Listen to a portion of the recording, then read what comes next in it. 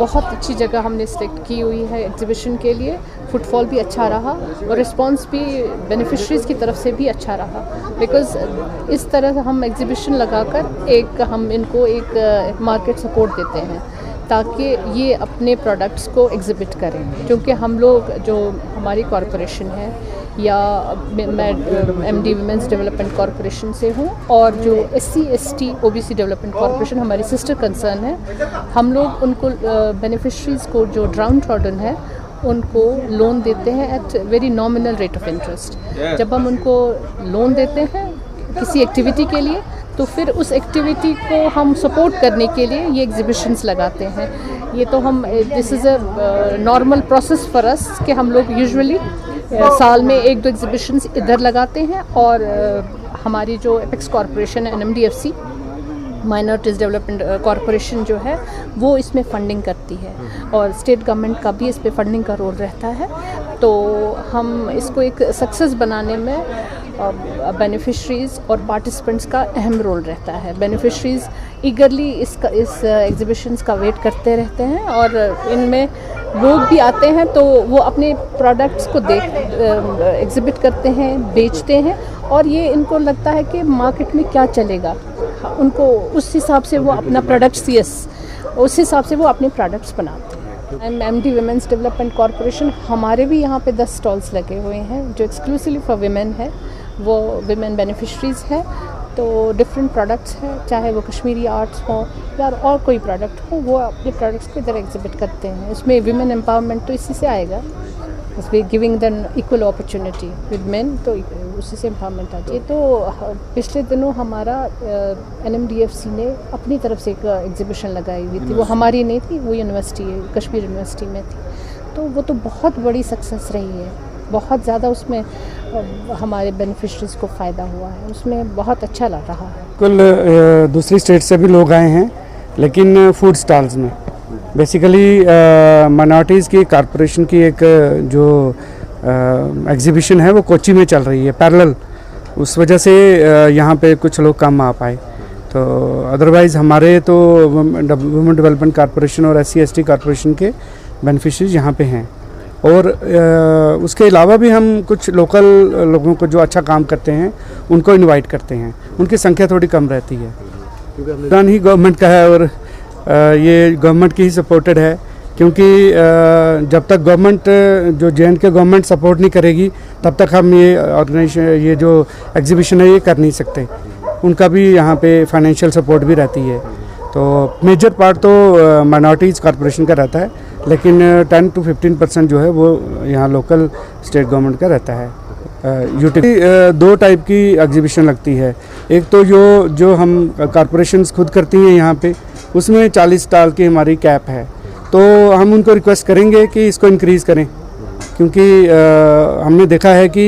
Response जो है काफ़ी अच्छा आता है बेनिफिशरीज़ की तरफ से। तो क्योंकि मैं बोर्ड ऑफ डायरेक्टर्स भी हूँ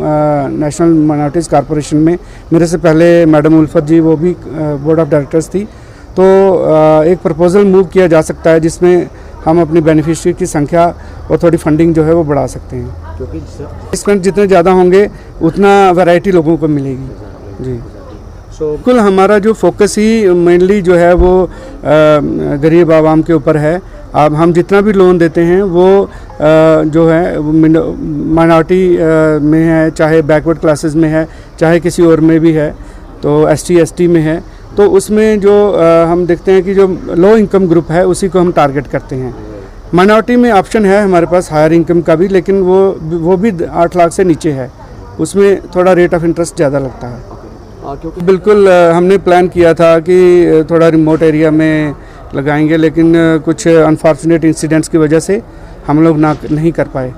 तो अदरवाइज़ हम सोचते थे कि शायद बारामूला की तरफ मूव करते, या पहलगाम की तरफ, या गुलमर्ग की तरफ, या सोनामर्ग की तरफ, तो उन लोकेशन पे भी लगाया जा सकता है। बेसिकली हम लोग बेनिफिशरीज़ का भी कन्वीनियंस थोड़ा देखते हैं, क्योंकि यहाँ पे फुटफॉल ज़्यादा होता है, तो हम चाहते हैं कि इनकी सेल्स वगैरह अच्छी हों, तो इसलिए थोड़ा सा टूरिस्ट सीज़न अच्छा हो तो हम उन लोकेशन पे कर सकते हैं। इसमें बहुत बेनिफिट नज़र आया है कि पहले मार्केटिंग मिलता है हमारा, जो घर में नहीं मिलेंगे। इस एग्जीबिशन में हमारा ये मतलब पहला यही है कि मार्केटिंग को हम मिले हैं और कस्टमर भी मिला बहुत, जैसे ऑर्डर भी आते हैं वो भी मिला है, ये हमारा बेनिफिट मिला है इधर। मार्केटिंग तो ज़रूरत है, मार्केटिंग की ज़रूरत है इस वक्त, मार्केट बहुत ज़रूरत है, मार्केटिंग तो ज़रूरत है, बहुत इंटरेस्ट, मगर एज अ हैंडमेड चाहिए,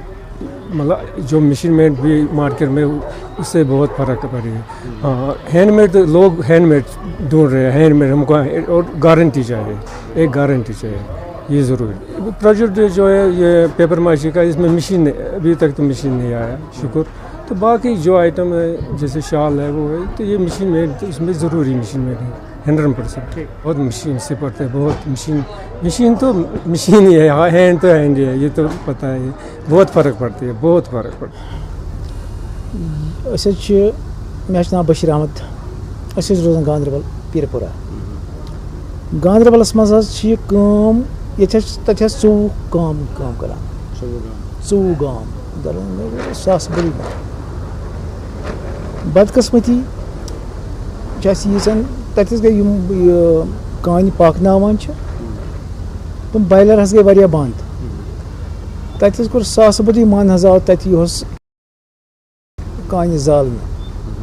लोन तो जालने क्या ये गई सोन पे हर ताम, हर पे सोतस ताम सीजन, अगर यह गटने यह जाय, अगर इस प्राइस कर मतलब कन पकन तुम बॉयलर हस गई बंद। वह शार्ट कट गवर्नमेंटन दोमुत दिमो तह CFC सेंटर गो कॉमन फैसिलिटी सेंटर, सो आव नम दिन, यह वोनमुत 2020 मज वुनिक तान आव न दिन सह, मान हिसाब गो वारिया दो दो वारिया कम गई वारिया कम, नत तक नई बच्चे हेचान कर वारिया हेचान, तथ अंद हेत गरस मज 2 नफर 3 नफर बच्चे वच्चे करान, यह रोज गरीब तबके तो अच्छे तौर बाग अच्छे तौर तौर हर कह रुपये 10 जानान ये रोजगार बो गवर्नमेंटन क्या गवर्नमेंटन 2020 मज वर्ल्ड बैंकन स्कीम सेंटर नो हेचन ये ब्रो कहें, ब्रो अग आइटम आज हथ बुद आज आइटम मतलब वैरायटी मज हेचन कर, मगर बड़ बार स्कीम मज गई कान प्राइस कर अत मज मांग 4 गामन हिस्सा, यह मेन मांग कि मतलब तथ मन बच बहुत कि तथ बच सारे लगने से फायदे क्या फायदे, नो आम लुक नो वुचान नो मतलब चीज़ वुचान यह वनस वुनिक तान बनियोम सह वुचान ये टोकर ये कारस मज, मगर यह ग सान खर फैसिलिटी बचन दिमो ट्रेनिंग दिमो बचन वारिया मतलब अत पे लेदर लागुन तनस दिमो ट्रेनिंग दिमो तन बचा सास बदी।